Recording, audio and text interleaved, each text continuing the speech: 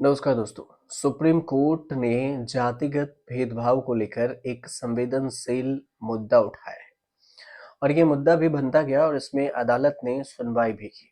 अदालत ने इस पूरे मामले को लेकर 3 दिसंबर को सुनवाई की और वो 3 जनवरी को सुनवाई की और वह देश के शैक्षणिक संस्थाओं में जो आयोजित भेदभाव से निपटने के लिए एक प्रभावी तंत्र तैयार करेगा। एससी की पीठ ने इस पर केंद्र की प्रतिक्रिया मांगी है, मतलब सीधे तौर पर केंद्र से बोला है कि आप जवाब दीजिए। जस्टिस सूर्यकांत और जस्टिस उज्जवल भुइया की पीठ ने विश्वविद्यालय अनुदान आयोग जो यूजीसी है, यूजीसी को ड्राफ्ट नियमों को अधिसूचित करने का निर्देश दिया है ताकि यह सुनिश्चित किया जा सके कि केंद्रीय, राज्य, निजी और डीम्ड विश्वविद्यालय में छात्रों के साथ कोई जाति आधारित भेदभाव न हो।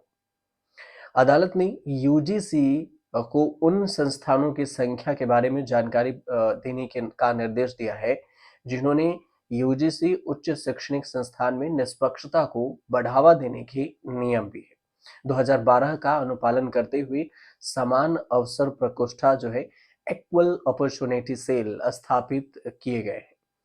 अब इसी को लेकर पीठ ने कहा है कि हम इस संवेदनशील मुद्दे के प्रति समान रूप से सचेत है और हम कुछ करेंगे। हमें यह सुनिश्चित करने के लिए कुछ प्रभावी तंत्र और तौर तरीके तलाशने होंगे कि 2012 के नियम वास्तविक रूप से लागू हो।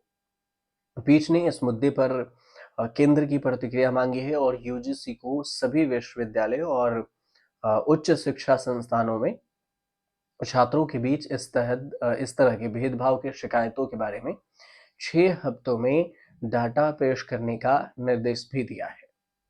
कई संस्थानों में 50 से अधिक छात्रों ने जातिगत भेदभाव का सामना करने के बाद जान भी दे दी थी और इसी को लेकर ये मामला सुप्रीम कोर्ट पहुंचा।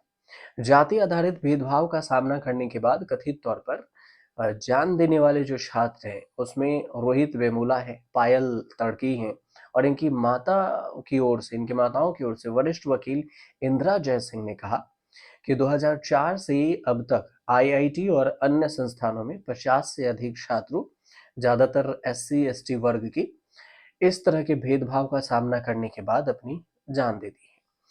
295 दिनों तक पीआईएल दायर करने में देरी पर सुप्रीम कोर्ट ने सरकार को फटकार भी लगाई है। हैदराबाद सेंट्रल यूनिवर्सिटी के पीएचडी के छात्र रोहित वेमुला की 17 जनवरी 2016 जबकि टीएन टोपी वाला जो नेशनल मेडिकल कॉलेज के छात्रा रही तड़वी की 22 मई 2019 को मृत्यु हो गई थी।